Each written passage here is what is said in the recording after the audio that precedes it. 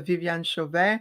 As we know, we're both ambassadors for our own intergalactic delegations, but today we're also in for a treat with the one and only Ismael Perez. And allow me to introduce Ismael properly. It is really a joy to be here with him today. He is a cosmic ambassador representing an intergalactic alliance called Covenant of Palador. It is a cosmic treaty initiated by the forces of light in the higher dimensions to protect and guard the Earth from the Draco forces.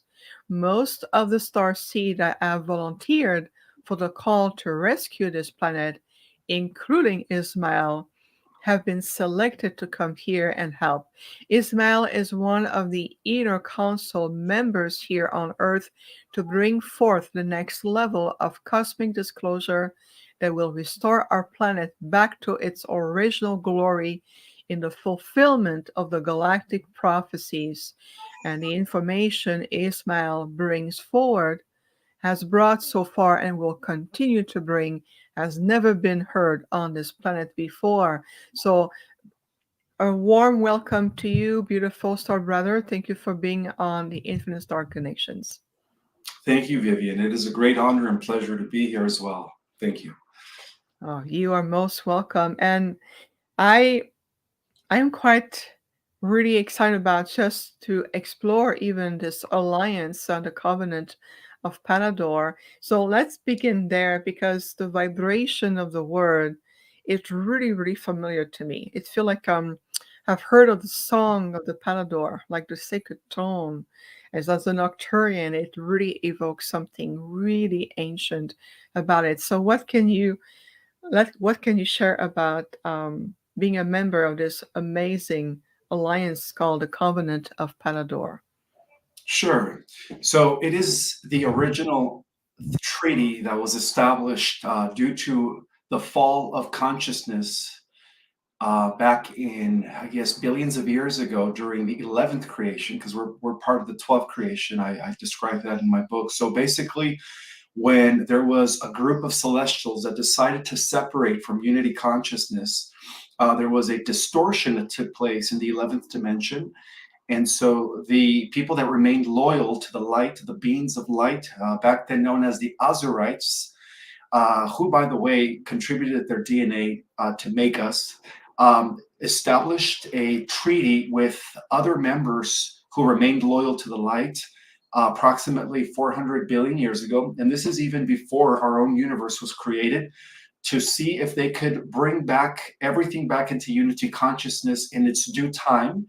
And that time is now coming into fruition, thank God. But so originally it was the authentic covenant that was established by the members of the high councils that come from the realms of eternity.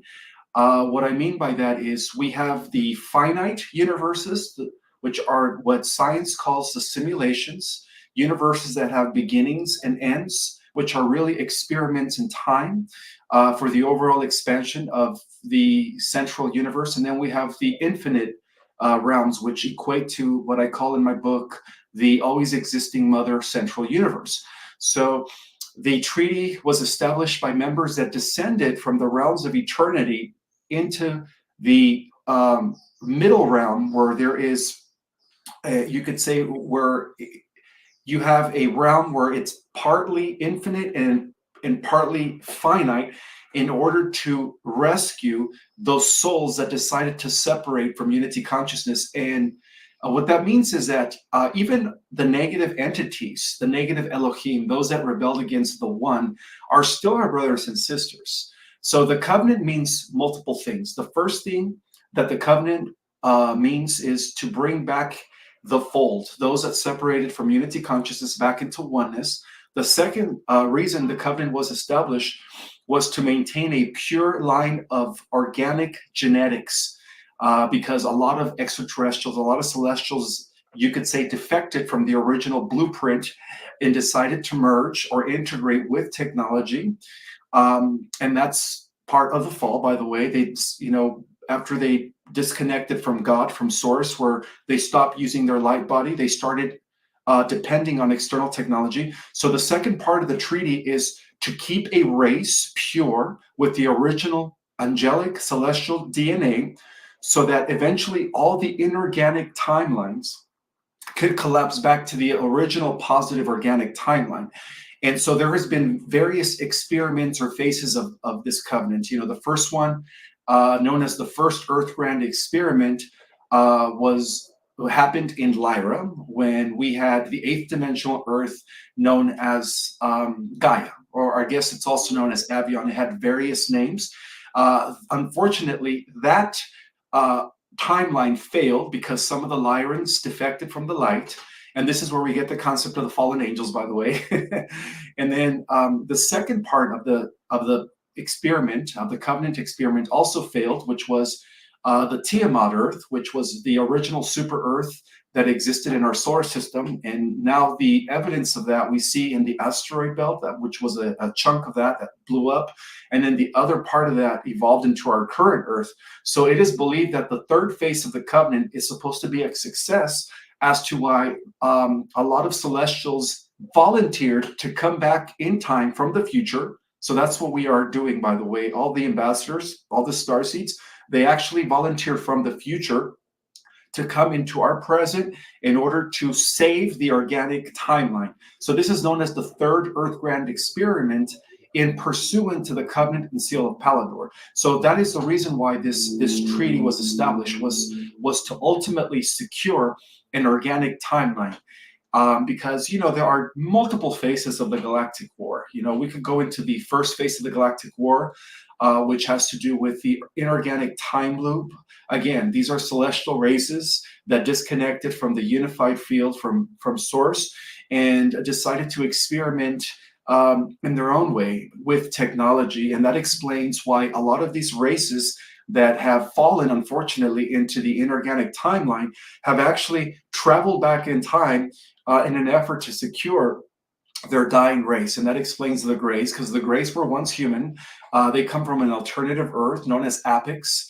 And the Greys used to look like us before they mutated into what they look like now as a result of disconnecting with Prime Creator Source. But that's just one of many examples. You know, there are so many races out there, Vivian, that disconnected from the original plan, the organic timeline, to kind of experiment with technology, and as a result, of course, lost their connection to God. So there are multiple reasons why the Covenant and Seal of Palador was established. And the most important reason was, of course, because even our own planet has been descending from higher levels of reality. So our planet was originally known as Aramatena, and this is when it existed in the 12th dimension. And so due to this fall in consciousness that some of the celestials decided to take, Aramatena fell in density as well. And even so, she's been falling in density from the 12th dimension to the 8th, and then she fell from the 8th dimension to the 5th when she was known as Terra Earth, existing in dimensions 4, 5, and 6. And right now she is in the fall in the worst, or in the most densest of the dimensions, which is in the 3rd. So another part of the treaty was to eventually help bring and restore the Earth back to her original dimension, which is in the 12th dimension. But of course, the Earth has to ascend through the octaves of the different harmonic systems. So first, the Earth has to ascend back to the 5th dimensional Earth, which is a process that is happening right now as I speak because of the work that we've all been doing. We all chose to come back to help the Earth restore herself back to the 5th dimensional reality. But there is more than that. You know, the journey continues even beyond the 5th dimension. Eventually, the Earth is going to also continue ascending back to her to the 8th dimensional Earth, which is Gaia or Avion, and then eventually the Earth is going to go fully back into her original form in the 12th dimension, where she becomes eternal again. And so this is a process that has been going on for billions of years. But the good news is that, we are, you could say, we've already secured the positive timeline as a result of incarnating down here in mortal avatars. And that's why I wanted to thank all the different star seeds and celestials out there who made that choice to incarnate at this time, knowing that this density was going to be the hardest density to experience, which offers the greatest challenges. But we kind of knew what we were getting into when we left our original state of immortality to descend into a mortal avatar. We knew that the whole purpose of coming here was to eventually begin the ascension process of the earth in order to restore her back to her original glory.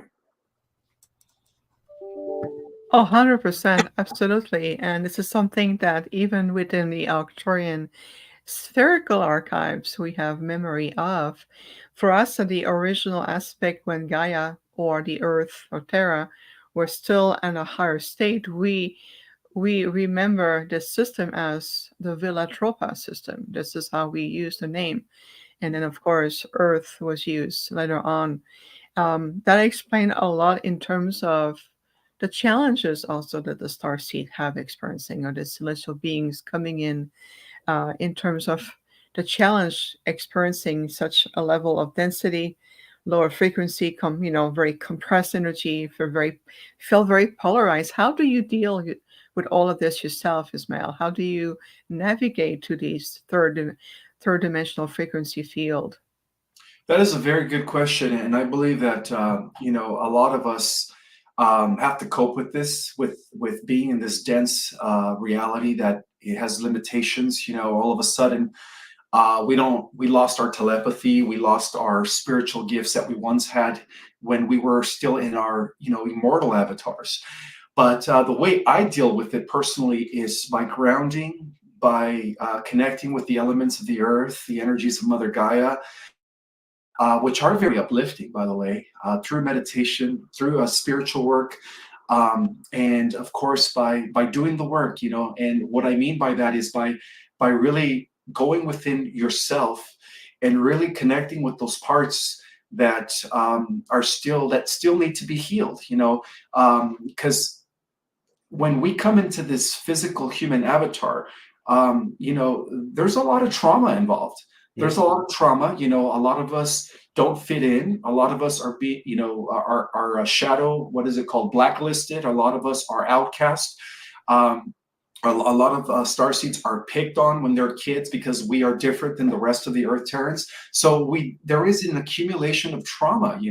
So the best thing to do is to really just forgive and learn the art of forgiveness, knowing that it's not really anyone's fault because it's all part of a program. So once you come to that realization, you begin to forgive everyone that has ever wronged you in this lifetime. And then most importantly, Vivian, we also begin to do the ancestral work, which again is connected to what is known as our oversoul. See, I've always believed that our ancestors and our descendants are all part of a big oversoul that existed in the 12 dimensions. Collectively, we are all one.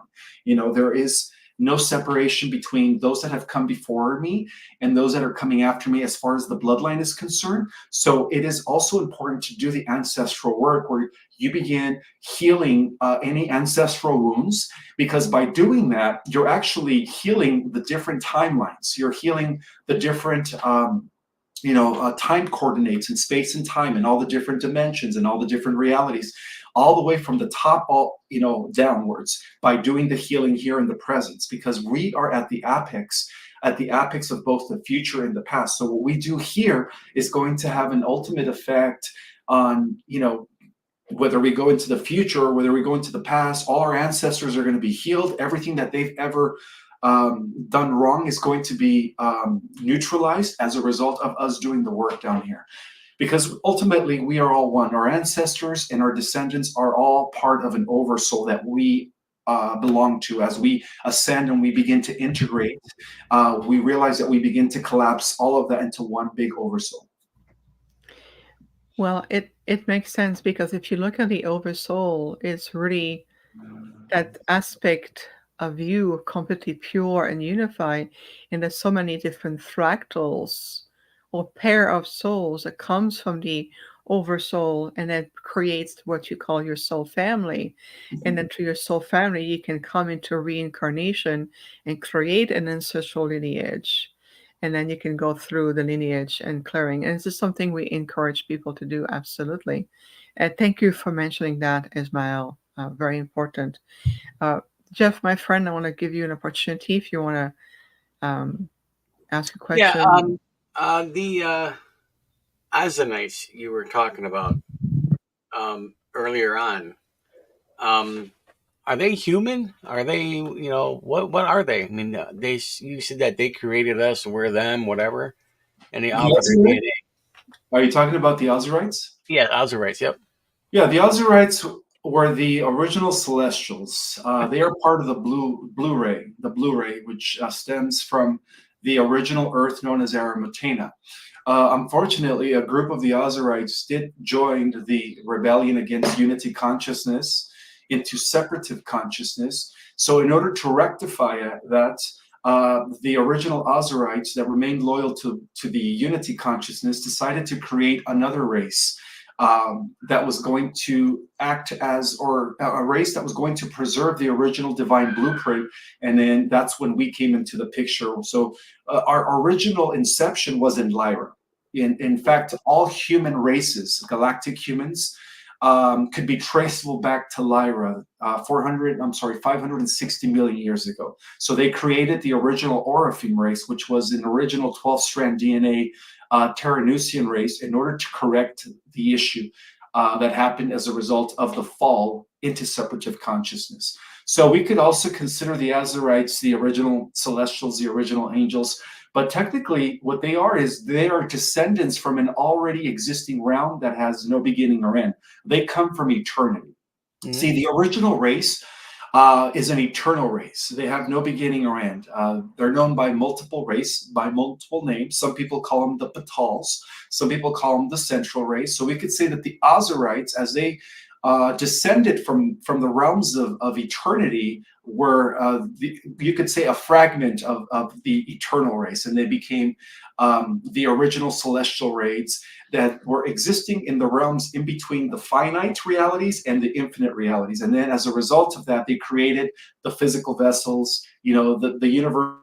We could say the material realms came into existence as a result of them descending into the lower octaves. That's the best way to describe who the Azurites are. Interesting. Do they look like us, or we look like them, or is there slight differences? Or well, they look like bird people. So they they also go by Carians, the original Carians, Carians. So they were the you could say the original Celestials. But again, a group of them defected from the light, and they later became what we call the Draconian reptilians. Yeah. Yeah, they have that lineage from the bird people, these original celestial. I remember that. Yeah. Interesting. I want to go back to what you mentioned about the Lyrans, because we know that the Lyrans and the High Council, they are the guardians of the original celestial human template and the original DNA. So would that explain a long time ago the Draconian war and when the Draconian invaded the Lyra system? Were they after specifically that archives or that template, to your knowledge? Yes, actually, no. Yes, actually, the Draconians were after so many things. See, the Draconians, when their father is what we call the biblical Lucifer, and this is, a lot of this does tie in with scriptures and stuff like that. But the Draconians were given a creation myth of dominance. They were told that they owned the entire universe and they could do as they wish with all of creation.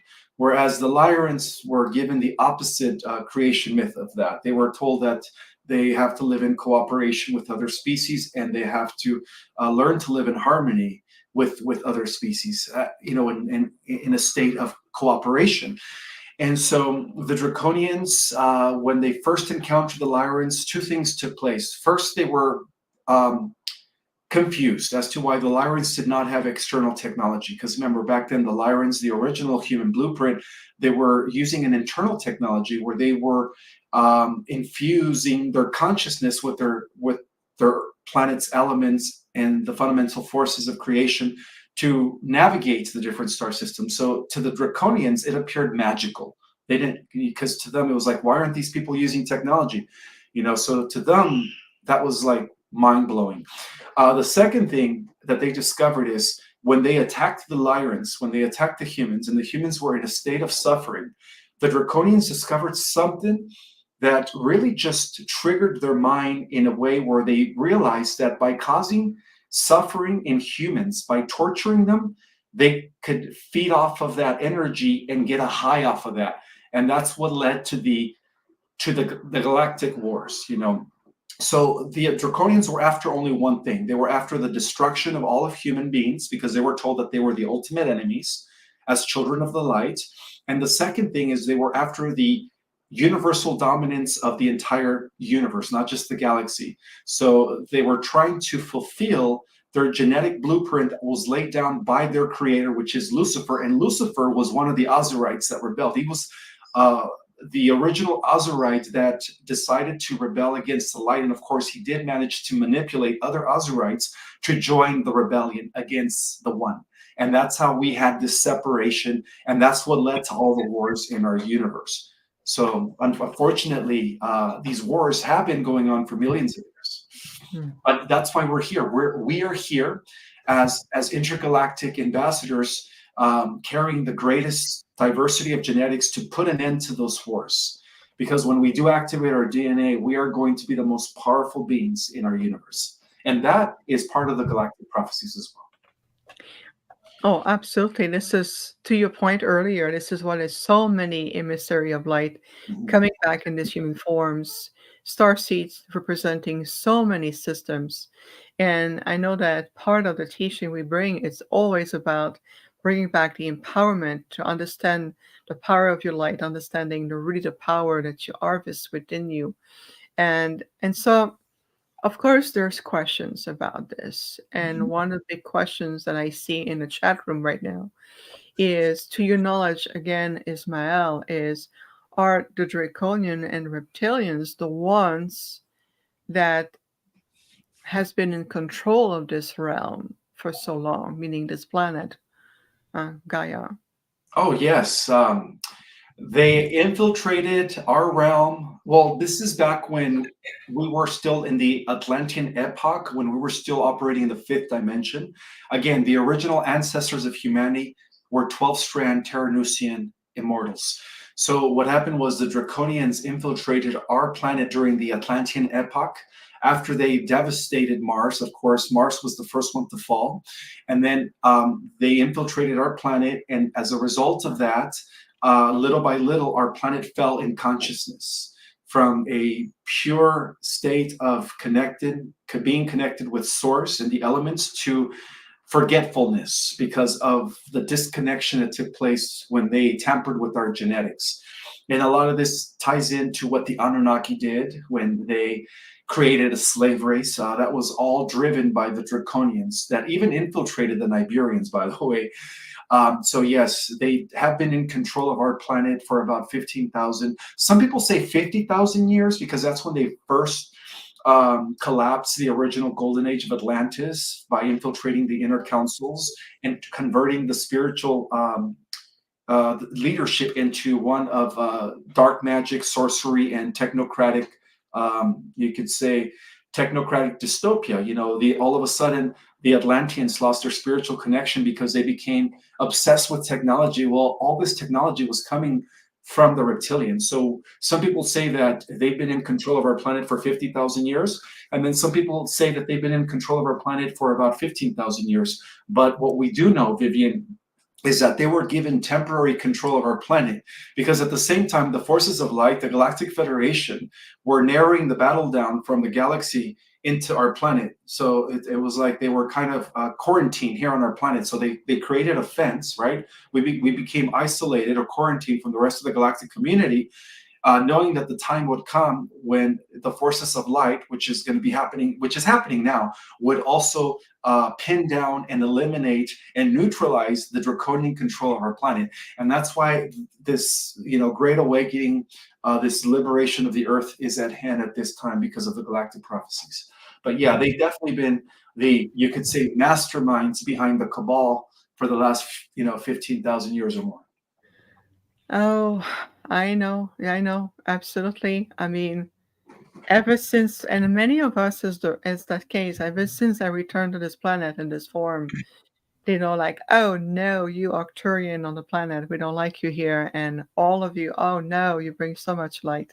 So I'm really well aware of this. So thank you for mentioning. Thank you for answering the question that was brought in the chat room. And but at the same time, we have the power, we have the authority to counteract that. So what wisdom or advice would you give everyone to release themselves from that fear and that control and more regain their sovereignty, basically? Well, it all boils down to unity consciousness. It all boils down to 0 point energy, collapsing the polarity duality within ourselves. Because one thing I've come to understand is that the reason duality exists, good versus evil, is because we're still kind of feeding into that concept. But by going within ourselves and understanding that even that polarity exists within us, we begin the healing process. And once we achieve 0 point energy, which is what many call Christ consciousness, then that ultimately also exemplifies itself in the external reality. So the more of us come to that inner 0 point energy, collapsing duality, polarity into oneness, the faster we are going to bring healing to the rest of the universe. And that's what this third Earth Grand Experiment is all about. It is about bringing back again our fallen brothers and sisters, because the reptilians were also hijacked by AI.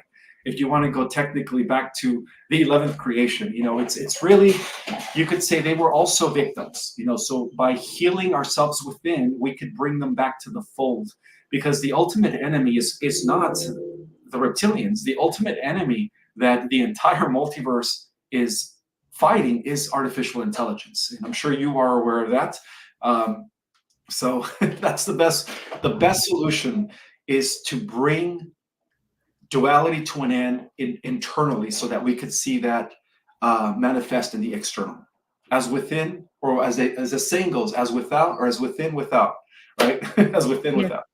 yes, yes, exactly. And we have been very strongly, again, talking about release yourself from AI, unplug your children from this. They have no need for this. Encourage them to cultivate their light, Mhm. bring them into their power, encourage them to be the best, the potential that they brought, regardless if they have autism and other labels put in place.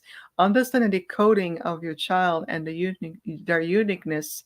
It's going to be essential. And we always talk about moving to the organic timeline. And I really feel we are in that conjunction right now. Is that something that you've been perceiving too? Yes, there is a bifurcation taking place right now, Yeah. where we are going to be ending up in a positive organic timeline. This is what Dolores Cannon calls the spiritual Earth. Well, this was the original Earth. The original Earth is still there in the fifth dimension, but unfortunately, there's been a overlay, a holographic overlay that has been preventing us from perceiving and existing in the fifth dimensional Earth. This is what we call the simulation, the third dimension, a reality construct that was put in place by the Anunnaki when they used an intergalactic computer network during the times of Atlantis to further drop us into a lower state of reality. Well, that construct is now coming to an end. So we have two options. We're either going to be part of the organic timeline. When that construct comes to an end, there's going to only be the original Earth remaining, which was fifth dimensional Earth, right? Paradise. Or we're going to go into a dystopian technocratic timeline, which is where some of the powers that are going into, because they are choosing to merge with technology. So there's going to be two timelines that are going to be separating pretty soon.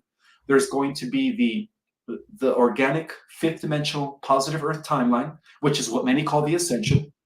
And then there's going to be the inorganic AI timeline. And those realities are going to be separated for about 1,000 years. And at the end of 1,000 years, there's going to be one final, you could say, clash between the organic timeline and the inorganic timeline. And that final clash will ultimately, you could say, it's going to determine the outcome of the entire universe. But from what I understand, Vivian, we've already kind of won that war in the future with artificial intelligence. As to why we're still here, because if they would have won, we would have ceased to exist. Yeah, absolutely. And this is why there's so many presence. And people ask, why there's so many star beings coming and watching and being involved in it. And this is something we've been talking about, is that what you are co-creating, manifesting here, has ripple effect well beyond the solar system, this quadrant. It goes well beyond. And I also bring other light and perspective onto why out of the blue AI came out of to everything. I don't know about you, but I have no need for it. I have no need to tell me how to write an email and how to feel emotions. I can do it all on my own. Thank you. And we're very passionate about it.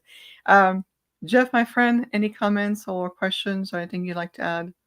Yeah, real quick, you were talking about the asteroid belt. Do you have any idea if that was in fact the planet Maldek at one point? No, those are a lot of people confuse the asteroid belt with the Kuiper belt. See, Maldek was part of the jovial planets. Hmm. Maldek was a bigger planet that existed in the, you could say, outside of the inner planets. They were, I think, part of where Jupiter and Saturn were. So basically, Tiamat was an Earth that was 4 times the size of the current Earth that existed about 4 million years ago during the second seeding, or maybe even was the first seeding. I'm not quite sure on that. But what I do know is that Tiamat, during the first seeding, was living in harmony where many galactic races would come and go from our solar system.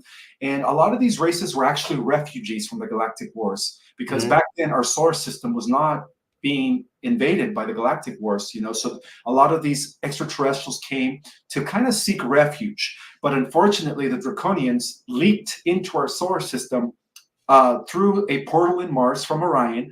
They created a military outpost on planet Maldek, which again was a different planet that existed in where Jupiter and Uranus and Saturn is. And unfortunately, when they built their military outpost, unbeknownst to the Galactic Federation, they launched a nuclear, war against all the human galactics and all the other positive races that existed on Tiamat. They devastated the Martian colony, the Venus colony. All of those, planets were pretty much, the civilizations on those planets were destroyed due to that galactic war that took place 4 million years ago. So they imploded the power generators of Tiamat, and Tiamat exploded, and a part of Tiamat became the asteroid belt, and the other part of Tiamat evolved into our current Earth, and then of course it was reseeded again, and then this is where we go into the Mu era, or the Mu epoch, which led to the Lemurian civilization. So yeah, the asteroid belt was once part of the original Earth that existed here about 4 million years ago, and back then, Nibiru, the Anunnaki, before they were infiltrated by the Draconians, were actually working for the Galactic Federation as a Battlestar planet, and they came into our system by orders of the Syrian High Council when they first found out that, again, the Draconians infiltrated our solar system by building a military outpost on Maldek. And immediately, Nibiru, a Battlestar planet, blew up Maldek, and because Maldek was full of radiation, some of that radiation reached the atmosphere of Nibiru, and that, my friends, explains why the Anunnaki, almost 1 million years later or 250,000 years later, had to come back to patch that atmosphere because of the galactic wars that were going on in many sectors of our galaxy. Yeah, deep breath, everyone. So great question. Thank you, Jeff. And there's also That was a good explanation. Yeah, it was wonderful, Ismail. Wonderful, of course. And there's some question in the chat room.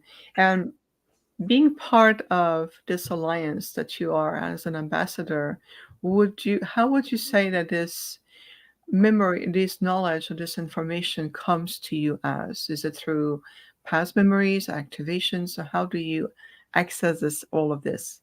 Good question, Vivian. I actually get transmissions from my higher self. So I do correspond with the eighth dimensional version of myself, which is a feline, part human from here down and with the face of a lion. And so I'm very involved in some of the intergalactic meetings, the council meetings, where when I sleep at night, again, this is just my avatar here in the 3D. My consciousness, which is only like 2%, that is now, I guess, streaming into this body, goes back to my original body in the 8th dimension, and I'm able to partake in some of these council meetings. And for the last 15 years, I've been fortunate enough to have access to some of these records. Some people would call them the Akashic records. So I do it by connecting with higher versions of myself. I don't channel at all. But again, I get a lot of my information from a different version of myself that is involved in these galactic meetings. And what I also do is I do a lot of research to see if there's any substance to verify some of this information. So my information is a two-way process. First, I get the transmissions from my higher self, and then I do the research to validate and confirm what I've received. So that way it's not, things that I'm imagining. Well, you have to trust yourself, because when you access higher version of yourself, it comes directly from the records. Here on the planet, there's been too many temperance of these so-called records or memories or channeling, and some people out there in the community do it on purpose to distract people from their power, and others is unconscious. So, I really we honor your two ways, or your higher part of yourself. I feel like that's the one that needs to lead the way. So thank you for doing this, Ismael. Um, there's many starseed listening right now. How, in your opinion, in your knowledge, what will be an effective way to recognize what star origins you represent the most in this lifetime? That is a very good question as well. That is a question that I actually get asked on my own channel, The Real Ishmael Perez. Some people are asking me, where can we follow you? I do have a podcast under The Real Ishmael Perez, and of course, I'll give you the link for those that want to connect with me. But the best way to answer that is the. Okay, so can you repeat the question? I'm sorry. Yes, yes, of course. So the question came from the audience saying, Okay.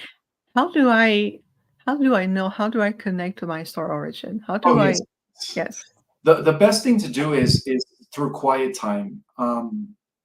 Meditation is key, everyone. When you learn how to go within yourself, you actually shut that part of your mind that is part of the third dimensional construct, and you are able to access other parts of yourself. And that's how I do it.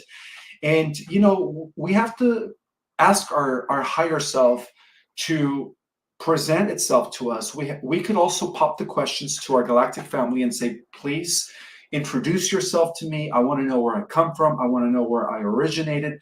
So some people call it talking to yourself, but I call it connecting with your star family. And so through meditation, it's okay to ask these questions. I want to know where I come from. I want to know where my star family is located, my soul originated. So I would say that through meditation, you have the ability to connect with your star family, but do it from the heart. Let it come authentically from the heart. Make sure that you are in tune, of course, in tune, and you are doing it authentically. And I guarantee you guys will receive answers. Oh, I agree. Jeff, you've been talking about this as well, about Hmm? meditation, quietness. Remember that? Oh yeah, of course. You do it every day. Yes, Very, exactly. very important. Very important, and trust yourself. And people say, well, I do that, but how do I know I'm not making that up? Mhm. Well, we always says what part of you is present, what part of you is asking, and what part of you wants to listen, and how you're listening. So Exactly. the options, we call it the cultivation of that heart-mind living interface that you can really focus on to exactly said what you just mentioned, Ismail, about ask questions, but be receptive to the answers and trust them. Ask, reveal to me, I am ready now. And this is pretty much more where we're moving into. Mhm. So thank you. Absolutely. We're all in sync with each other right now. Kelly has a beautiful question for you, if that's okay, Ismail. Sure.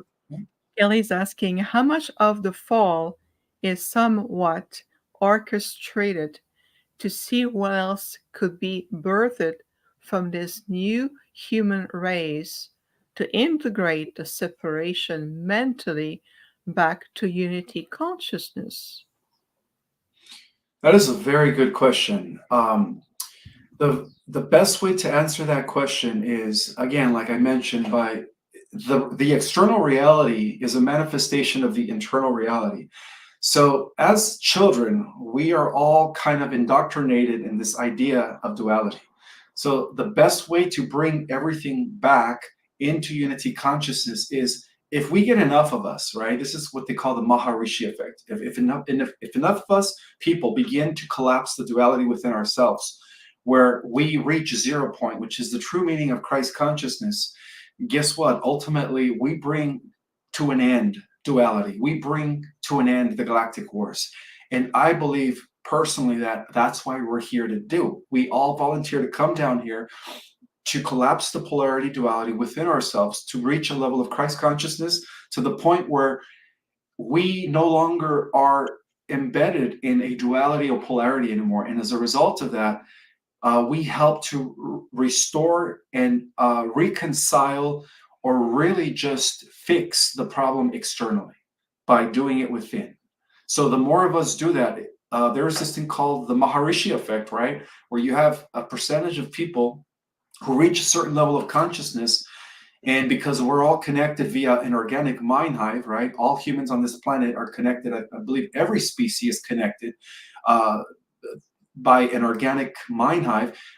So once we reach critical point, guess what? We're going to collapse the polarity duality for all of humanity.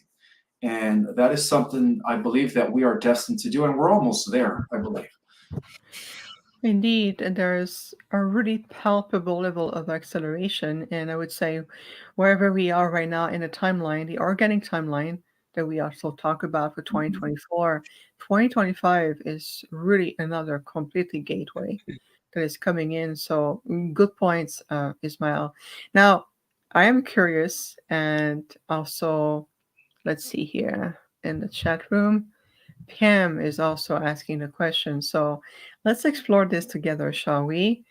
To your knowledge and to your connection, of course, what can you tell us? What is the nature of the moon? What is the nature of what? I'm Of sorry. the moon. Oh, the Oh, moon. it's an artificial construct.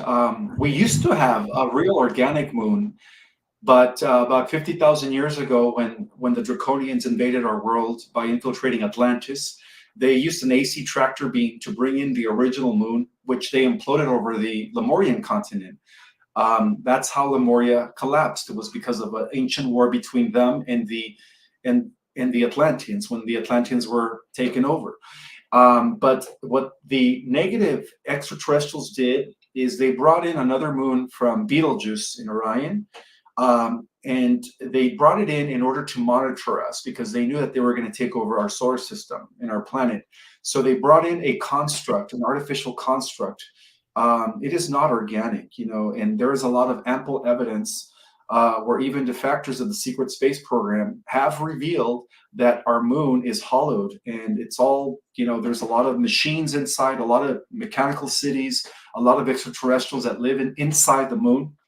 And so, again, it was hauled in by the negative Orions from the Betelgeuse star system in order to also work with the rings of Saturn to keep us kind of locked into this reincarnational process so that we wouldn't ascend back into other higher avatars like in the fifth dimension and beyond. So it was also designed as a trap to keep the souls of Earth reincarnating over and over and over so that these negative beings could continue harnessing our emotional trauma, right? Because that's their food in a way. So yeah, the moon is definitely an artificial construct. Oh, absolutely. It is not natural. It has changed the great things on the planet. So, I would like to really invite everyone in the chat room for those who are new to the podcast because of beautiful presence of Ismael. I'm going to invite all of you to really stay in your heart as opposed to posting comments that may come from duality and things that you may have read elsewhere. that has fed that dualistic energy within yourself. So, like Ismael mentioned, and even Jeff, go back to your heart, recenter yourself, and clear your mind. And before you make comments, you ask question, ask, am I going to inspire people? I'm going to throw a pebble in the pond and disrupt everything. So we need to also be mindful of what we are co-creating. That means when you're watching our podcast or Ismail podcast, and what you're pulling out there create ripple effect for everyone. So please stay in the light and no fear, everyone. So I just want to mention that. Ismail, you're going to be in San Diego in July at this wonderful conference, and so will I. Mhm. And I'd like to mention this beautiful conference. I think it's called Star Seeds. Jeff, can you show?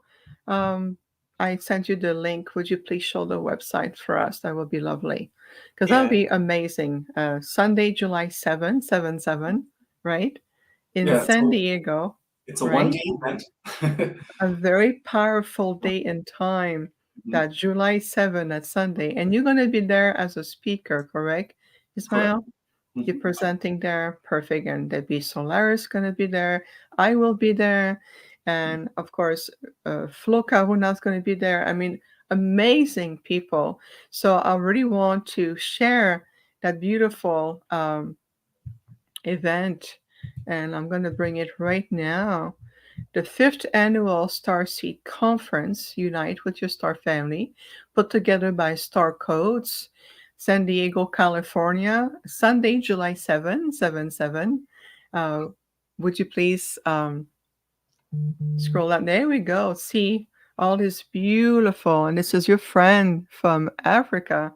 Lovely lady. She's amazing. Debbie, myself, and there's going to be many more coming up. So I'm going to invite everyone. There you are, Here it is right? right there. Yeah. Yeah. Flo, Karuna is amazing, and other really wonderful people that's going to come together for that one powerful time. I said a very powerful moment in space and time, 7/7, right in San Diego. So tickets are on sale. If you can come together in person. And I think there's a live stream as well, if I remember correctly. Yes, there will be. That's what Yes. Leah said. But it would Right. be great to meet some of the other star seeds in person. Oh, be Yeah. amazing. We're making the trilogy sanctuary. This is what it's going to be in San Diego. If you, okay, perfect. If you go just a little bit up, Jeff, if you scroll a bit further, there you go. The trilogy sanctuary Yep. right there. Yep, that's the venue. Already. Well, I want to mention that because you're going to be there in person, so it's an opportunity to come and meet you in person for those who haven't a chance to meet Ismail.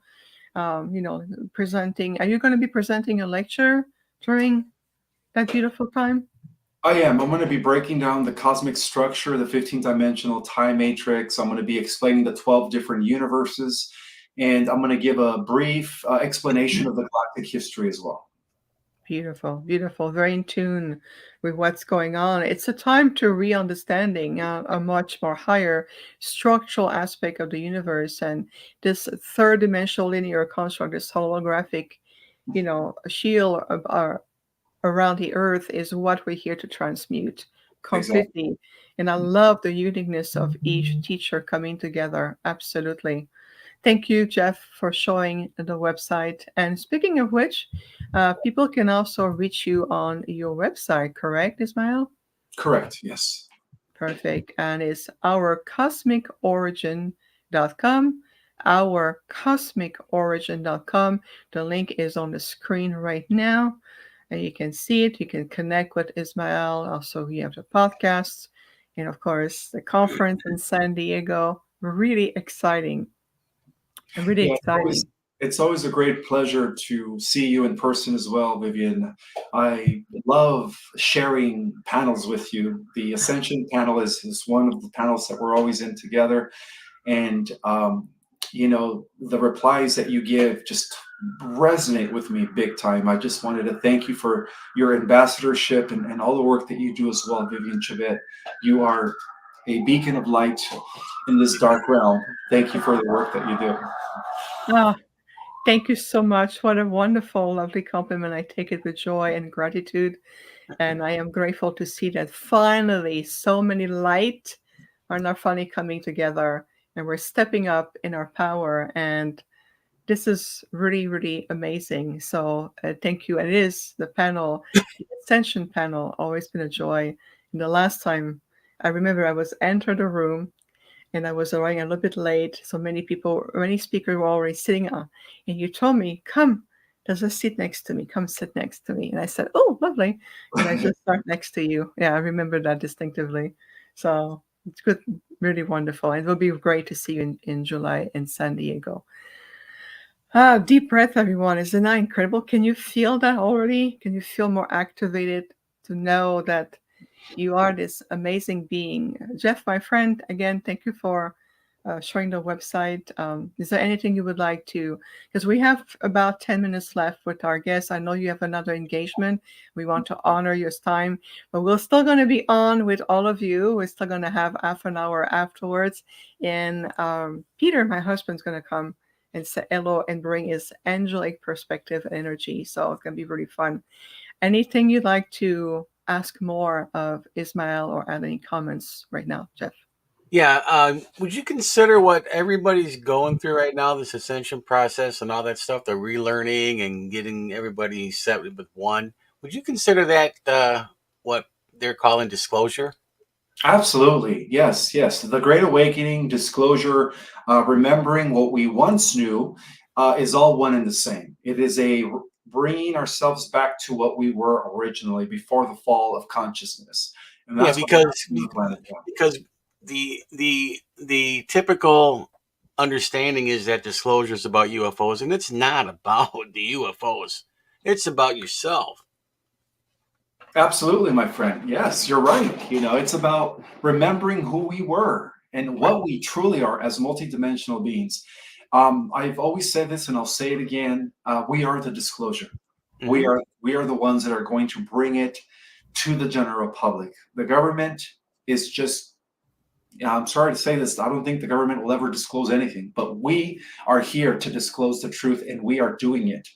And as a result of that, there will be a critical mass shift in consciousness where our star brothers and sisters are finally going to be ready to uncloak themselves because they're already here. Our entire atmosphere is full of mothercraft, motherships by a bunch of positive ETs from many realms and many different star systems that are just waiting for us to hit critical mass so that they can uncloak themselves. And when that happens, that's going to be a jubilee, a galactic jubilee. I Uh, agree with that. yeah, I can feel it already. Well, we still have little bit of time together. So there's twofold aspect we'd like to explore is what's your take on the animal kingdom? And we know we are part of such a very rich, diversified ecosystem on the planet. What's your take about the presence and the role of the animal kingdom? That is a very good question. There are different, everything has consciousness. All living things have consciousness. So there is this, the best way to describe the animal kingdom is it's a face in consciousness that is evolving upward. So the animal kingdom represents, you could say, an upward spiral of evolution that began with the dimension number one as a mineral. Then the consciousness of the mineral evolved into an element in dimension number two. And then it evolved into the plant kingdom, dimension number two still, I'm sorry. And then from the plant kingdom, that consciousness evolves into the animal kingdom. And then from that kingdom, it has an opportunity to evolve into a human kingdom. So I do believe that the reason we do have younger souls on the planet, which I call the Earth Terrans, is because there is a constant evolution coming from the bottom that is evolving up. And then we represent the descent of cosmic evolution descending downward. So the star seeds are the descending evolutionary aspect of Prime Creator.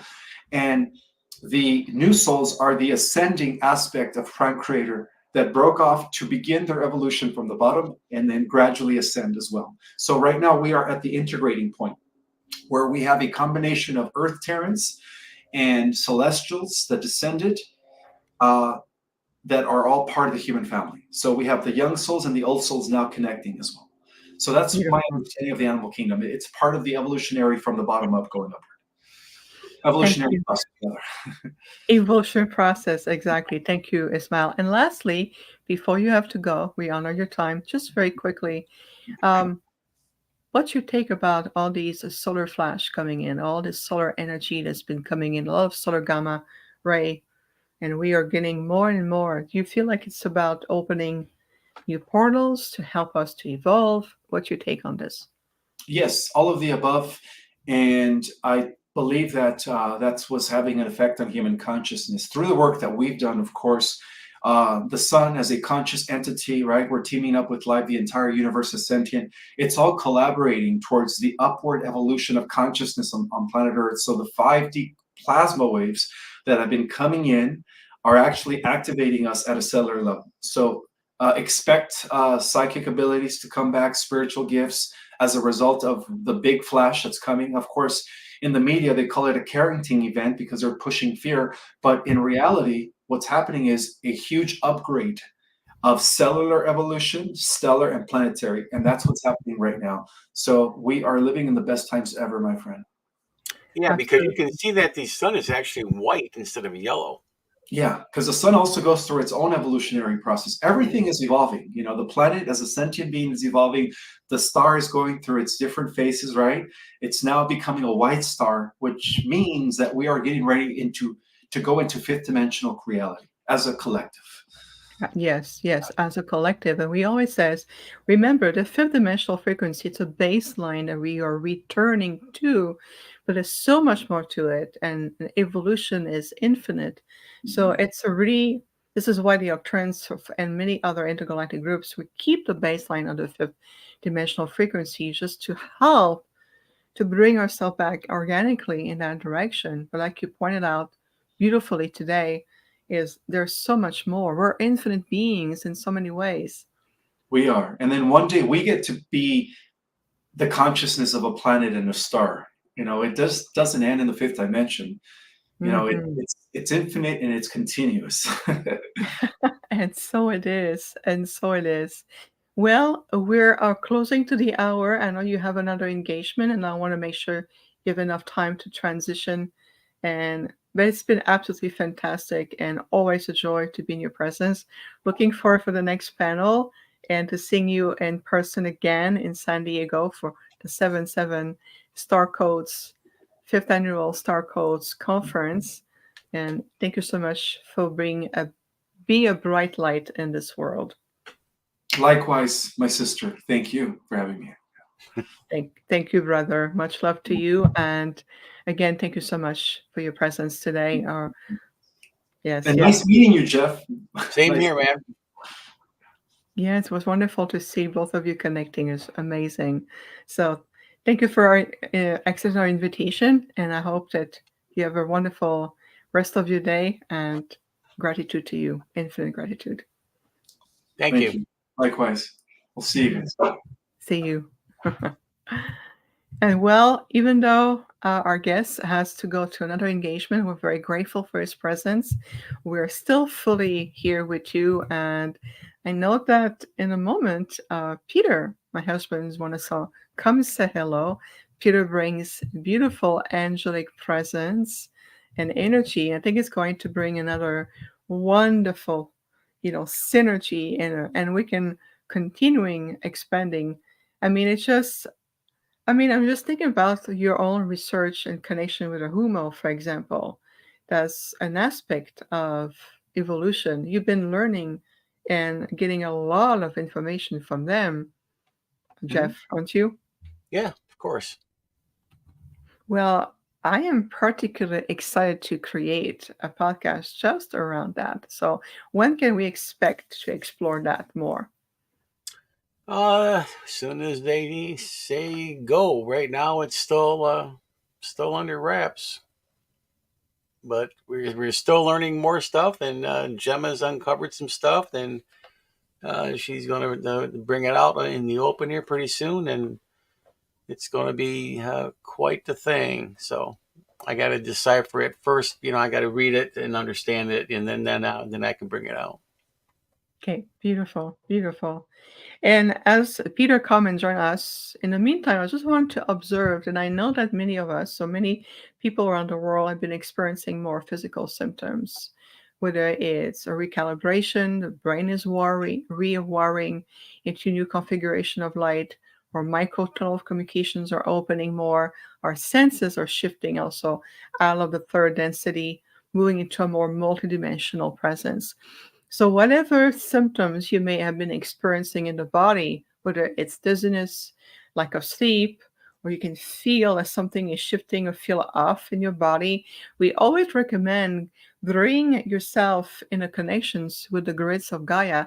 Allow the planet to be a foundation for you. And think of it as a sacred tree of life, where your roots sometimes our roots will retract out of compensation, fear, or just to protect ourselves. And it can be very innate. So allow your roots, the symbology of your roots, to re-expand. And when you take several deep breaths, just feel that you are returning into complete alignment and centeredness within yourself, breathing deeply and slowly, and open also the conduit to the spinal cord as an energy matrix, a conductor for consciousness and energy, and allowing your own physical body and all the energetic sense of your form to come back into sacred alignment. So we talk about cultivating more presence, meditations. It really is about where are you the most, really much about where are you the most, where are you investing your energy. So just some aspect in terms of, being that beautiful presence back in now. And now here we are. Here comes Peter. Hi, Wow, Peter. he's in Egypt. Hello, Yeah, right. hello. How you doing? Very good. Can you just increase your volume so we can hear you better? Yep, just a Perfect. second. All right. Can you hear him, Jeff? Yeah, perfect. Yeah, Okay, it's just me then. It's just on my hand. That's perfect then. it's a Well, husband-wife thing. yes, probably. Thank you for being and stepping in so quickly, Peter. I know you're bringing your angelic connections, and we were just curious to see if you noticed any changes or what can you share in regards to the change that you've been watching. I know you watch a lot and you learn and you do a lot of research yourself. As of lately, I've been noticing people have seemed to be kind of going a little bit mental. Um, you know, we were driving just the other day, and we were on, we were at a red light where you can turn right on red, and there was two lanes that could turn right on red, and the guy in the left-hand lane, which would have, if we're turning right, blindly just blew through the red light, didn't even bother looking, and I was just like, "Holy, what is that?" It's like it would have been in your face accident if there was somebody coming.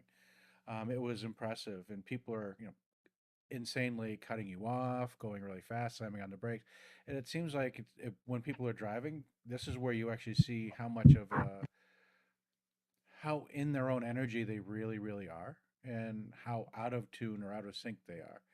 Um, so you don't get to see all these people in face to face. It's because they're just strangers to us normally, but it's just really interesting to see. Okay, before you go any further, I have several comments in the chat room. Just like me, we can barely hear you. It's very Oh, like a whisper. all right. Um, Is that better? so it's going to be working on that. And I too have a hard time hearing you, and other people in the chat room as well, just so you know. Okay. Is that any better? Oh, yeah, much better. Yeah, Okay. much better.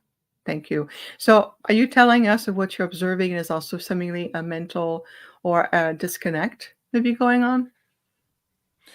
Well, I think what you've talked about before is the energy coming in and the energies are going, energies are increasing. So it's people that are out of alignment seem to be basically on a completely different level. And we've actually seen this with when you speak with people at different conferences, it's like the people that are in tune or a higher vibration can understand the words and the message you're saying. But the people that are not really of a higher vibration will hear the words, but not have a clue at what you just said because they're not in alignment with it. So, I mean, if this is where I think we're dealing with right now, people are just out of alignment with whatever, what do you want to call it, timeline we're moving into. So some, like, I think we talked about this before, where a couple of people are talking multiple timelines coming out of where we are right now. Um, one is, one is a very high vibration, and the two other ones are not so much. One of them is the more of a dead end, and the other one is, well, we'll leave that one to that one. But the energy of these people, it's just like just going to the grocery store. You can see people at a very, very low vibration. Um, but when we actually do events, you start seeing people of a very high vibration. So there's a there's a definitely a disconnect between the variable and vibration we see out there today. Yes. And how can we, in your opinion, rebalance ourselves to fill the gap, to reconnect ourselves, to bring us back to centeredness, to bring us back? Well, for one, you need to protect your own energy field. And you can do that through intentions if you need to. But the problem is, the minute you stub your toe or something shiny comes along, your intentions fall away because they just got your attention. Um, and the environment and the world we live in right now is very much Reactionary. not. It's designed to be reactionary. It's designed to create a distraction to Mhm. keep you from being able to stay in your intentions. And truthfully, this is where the archangels came in for me. And it's like the tools that I create are designed to help you maintain your intentions and your focus and your protections while we go through this particular kind of massive, storm of distractions. I mean, it's everything. It literally is everything: medical, political, environmental. They're coming at you from every direction to change just to get you distracted. So I want to hear also from you, Jeff, in terms of what are your Ponte group or what is it you're receiving in terms of, is it going to calm down? I know there's a lot of people asking about the financial system and what's going to happen, the disconnect. There seems to be also like a mental dissonance or an emotional reactiveness. Any thought or any things coming from your side, Jeff? It's still going to be it's still going to be all over the map, until some definite hardcore changes happen. Probably not for another 8 to 10 months. Okay, but in the meantime, people are still trying to jockey for their own self, trying to figure out what is going on with their future, figuring out what is going on with themselves, and and all that. So the only thing you can really do is just keep doing what you're doing. If you find yourself getting low, just seek out help for that. But I always say just keep meditating. To me, the meditation is like candy. Once you really get into it, understand it, and dig it, that is my go-to. You know, to be centered with yourself. I mean, it's very difficult to do, but once you do it, it's like, oh man, I can do it again. And you just keep doing that. And being centered and standing in your energy, ain't nothing going to bother you. Yep.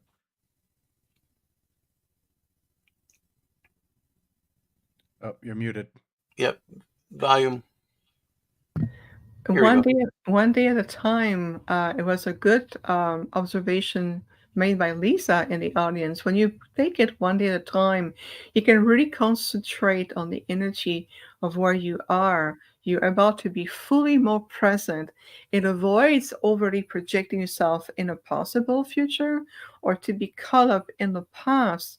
You bring yourself back in the now, allowing you to navigate through what is in front of you and with better discernment, understanding.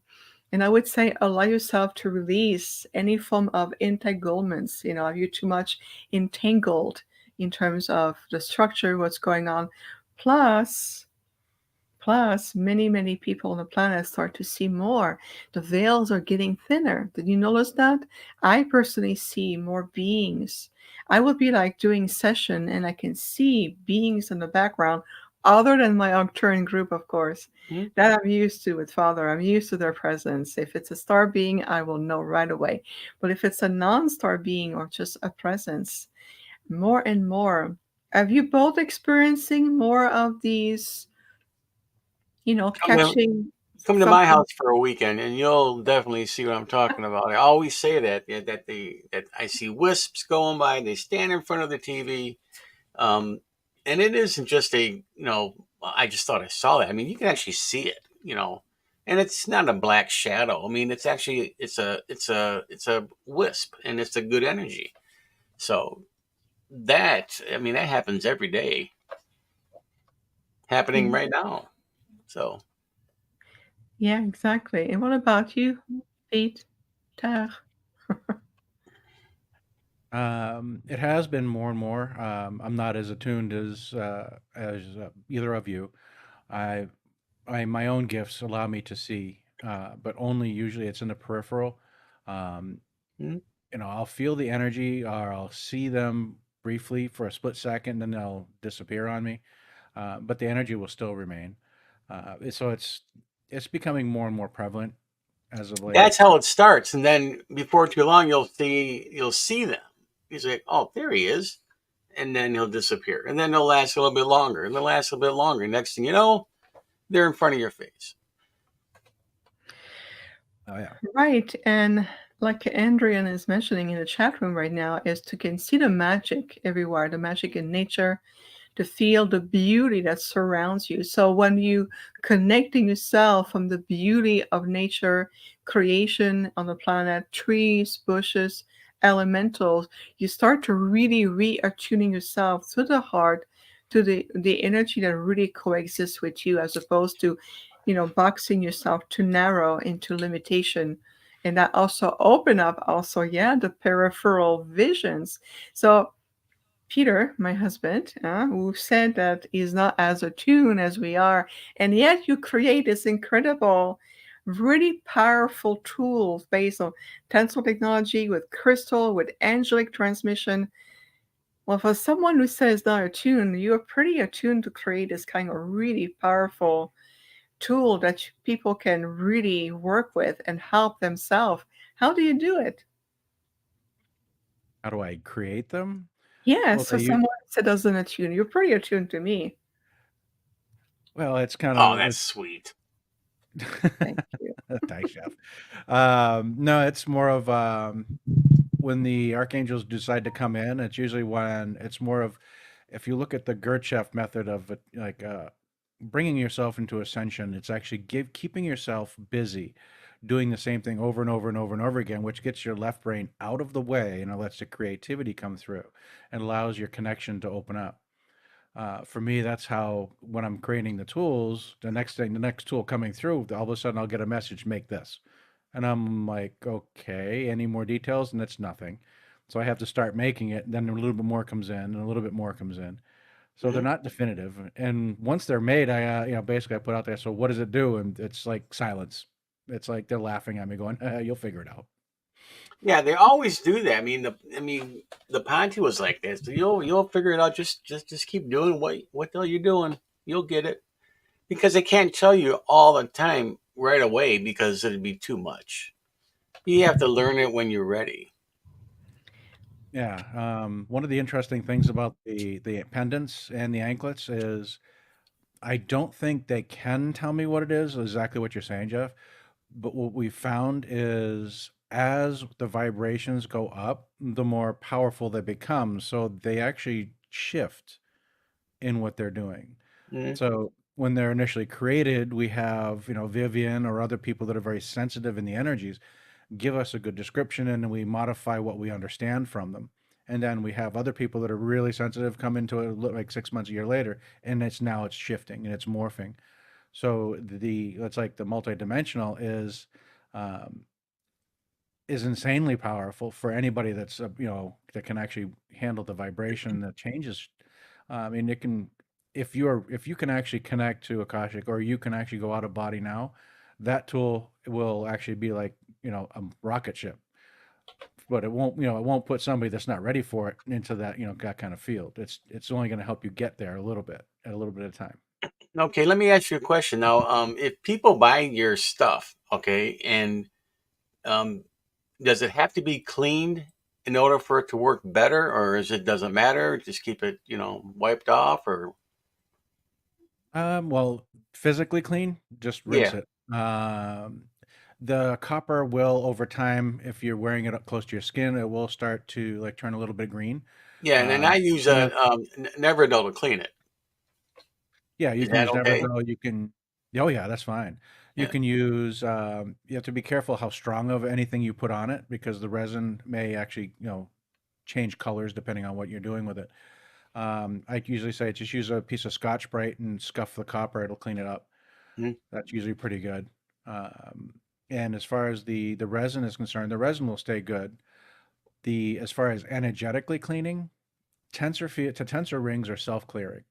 Um, and that's the funny part. It's like you can actually take a tensor ring and actually clear any field you want. It's like if you have a big enough one, you can actually pass a pillow through it, and it will clear the energies off of a pillow. So Okay. it Okay. continuously Now cleans. I have another stupid question for you. We all have that pedestal with the UFO that spins on the top, right? That magnetic thing, right? You know what I'm talking about, Vivian, right? If you take my bracelet and put it underneath that, because there's a magnetic field, okay, Yes. will that charge that bracelet even better, in your opinion? Um, so those are I've looked it up, and there are three different ways of it's electromagnetic, paramagnetic, and there was another one. And the pendants and all tensor rings are a different form of magnetic. So it's energetic, yes, but it's outside of the regular electromagnetic and paramagnetic. So paramagnetic is natural earth Mhm. magnetic, Right. right? And electromagnetic is electrical created. This one Yeah. has a different form of that type of field. Paramagnetic also does the stargates. Yeah. You are So correct.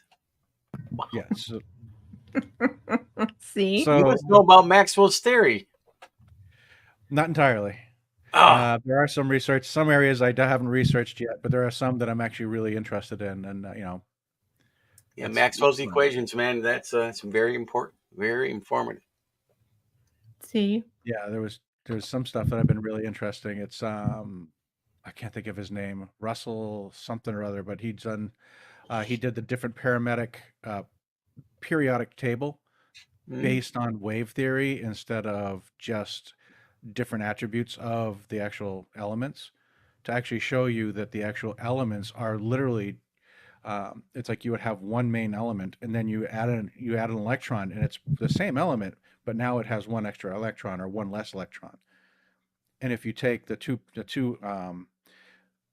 that have the same resonance frequency, it's like if we're looking at something that, let's just say hydrogen has one resonant frequency. When you add, electron, it changes it, but it also has a mirror image of itself. So it's just like doing helium and hydrogen. They have a balance. Let's just say one of the ones I thought was really interesting. It's like when you get out of a pool that you're having it's chlorine, and the chlorine bothers your skin. Just get some salt and water. Salt and chlorine are the polar opposite on that mm. frequency. And the minute you do that, your skin will actually get all nice and oily and it all nice and cleaned up. It'll actually neutralize the chlorine completely. Yeah, it's the salts Based in your on that. skin. That's why it doesn't affect you because of the salts in your skin for most people. Yeah, that's Right. correct. So you can neutralize the chlorine by just having like a salty Mm, water. yeah. Hmm. So it's really interesting. So this is what it's like. I started researching that, and I'm like, all right, this is very cool. So if we have a copper pendant, what do we do with this? How can we actually amplify it, make it more powerful using wave theory based on the periodic table? Mm, mm, mm, mm.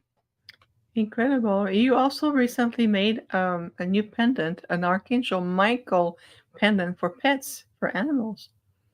Yep, absolutely. It's actually based on the Michael pendant, and it's actually the same size as the little. Oops, can't get it in here. It's like put it in front of my face or something here.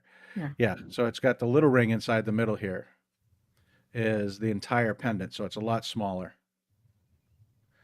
And it's you put it on with a little key ring. So you know, the puppy or whatever animal you have, you can put it on it. I wouldn't put it on a horse. I would get a full size one for a horse or something like that. But yes. Well, that's wonderful. And it's important to include also all sentient life form. We always said that. Gentlemen, I'd like to suggest to all of you, as we have about just about 10 minutes before we wrap up, why don't we do just a gentle meditation?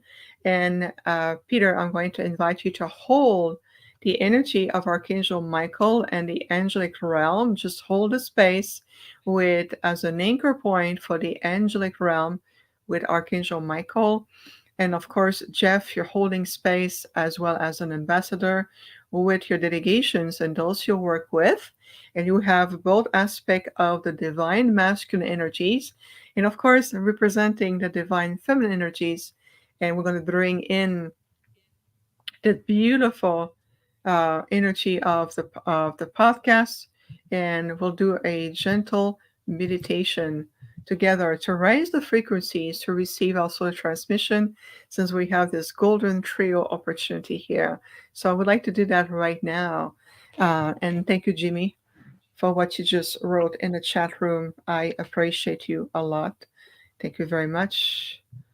Perfect. So let's bring ourselves into our power, our light. Remember what our guest Ismael shared with us. And we are here right now with Peter Benson. Beautiful representation of the angelic realm. He brings in directly the synergy of Archangel Michael. We're honored to be here. And with you, Jeff, a powerful anchor of light. So let's bring our light together with respect, love, and dignity. So if you would please, gentlemen, let's open space. Thank you for holding the space with us. Let's close your eyes just for a moment and to feel that all together we bring the sacred balance between the divine archetypes of the divine feminine and the divine masculine energies to restore the true balance on the planet in the organic timeline of the re-ascension. It's a grand return into a higher fifth dimensional frequency, to return into the unity field, the unified field that we all representing, and to feel in the presence of Jeff, Peter Benson, and myself, to bring in also the presence of the angelic realm, the beloved archangels, an aspect of the celestial energies, and to let that celestial energies, through the infinite presence of the Prime Creator, come back into your heart now, in every cell of your body, every aspect of your physical template. Let's take several deep cleansing breaths. Let's open the field and bring these celestial energies through the spine as a conductor, while balancing all of your chakra system, and to bring the intention to anchor these celestial infinite energies and to completely support the organic timeline of ascension for all sentient life, remembering our point of origin, who we are. Remember that you are an empowered being and cosmic human being as well, a guardian with Gaia and for this wonderful planet. Let's restore the sacredness of Gaia and for all of us worldwide, and to release completely, to dissolve and remove once and for all the false holographic matrix, and to let Gaia breathe and restore herself into our original form. Complete freedom, sovereignty, expansion, bliss, universal joy, complete abundance in all areas. And we're here right now in the presence of so many enlightened interstellar groups, and of course, archangels, including Archangel Michael. Let's bring the intention that you remember more and more who you are, that you are balanced, you're living your life in the integrity, in the sovereignty of your light, every day, in every way. And I just feel the love returning to all of us. Remember the love of the Prime Creator. Remember the optimal substance of all, the sacred love energies. And we honor the presence of our star brothers and sisters, as well as the Masters of Light, that is also you, in the presence of the archangels. Let's take a deep breath in and release. Beautiful. Like yourself being centered, returned. You can gently open your eyes. Thank you so much for allowing this anchoring of light to bring so much love and light. And I'm going to show you very quickly here. I'd like to show you Peter's website so you can see what we speak of. He's of the service and he's bringing so much beauty and grace and empowerment on behalf of the angelic realm and the presence of Archangel Michael for all of us. Energiesofservice.com. This is Peter Benson's website directly, and you can connect directly there in a positive manner with respect and love. This is what we're here for. We are here to be of service. Thank you to all of you. And Jeff, I'm always grateful for your presence. Thank you for being our friend and my co-host on the Oh, Infinite Star Connections podcast. thank you. You're welcome. My camera is frozen, so I have to reset. There's so much love energy. I can feel the frequency of light so palpably that my camera has a tendency to freeze every time. I'm like, oh, we are really creating powerful frequencies right now. And I can tell you because it is really palpable. It is incredible. So I'm going to bring myself back in a moment. I'm just resetting everything. There I am. Ah. Final words on this beautiful time together. Anything you like? Just some final words, both of you, Jeff and Peter. Just keep meditating, man. That's the biggest thing I can ever say to anybody. And just keep a positive frame, and it'll manifest itself. Peter? Absolutely. Stay in your light. And what you want to do is actually focus on your heart and love if you have to bring out or if you need to protect yourself or just present yourself in a more loving way. And just focus on your heart, especially in the challenging times. And the hardest thing we could ever do is forgive somebody else. It's not forgetting. And then forgive yourself as well to allow the energies to pass by you instead of actually absorbing them. That's wonderful wisdom right there for both of you gentlemen. Thank you so much. Directly from the divine masculine energies. And Jeff and I will be back here at the Infinite Star Connection podcast on Sunday, June 2nd. We're going to do an hour special live coverage from Contact in the Desert that will taking place that weekend in Indian Wells, California. Peter and I will be there as vendors.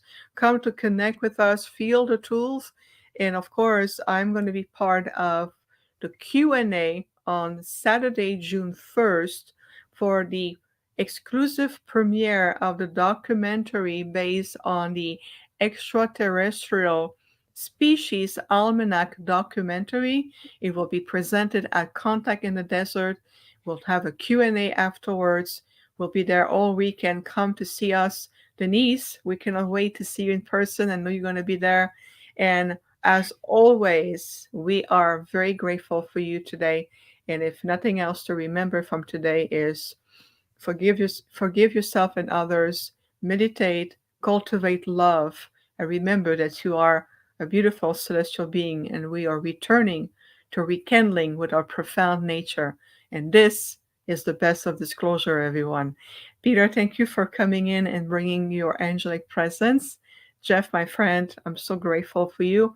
We're going to see you on Sunday, June 2nd, 11 a.m. Pacific, 2 p.m. Eastern Time for a special live coverage right directly from our booth. Actually, we're a vendor there at Contact in the Desert. So we'll be there. In the meantime, stay in your light and stay powerful in every way. Namaste, everyone. Much love.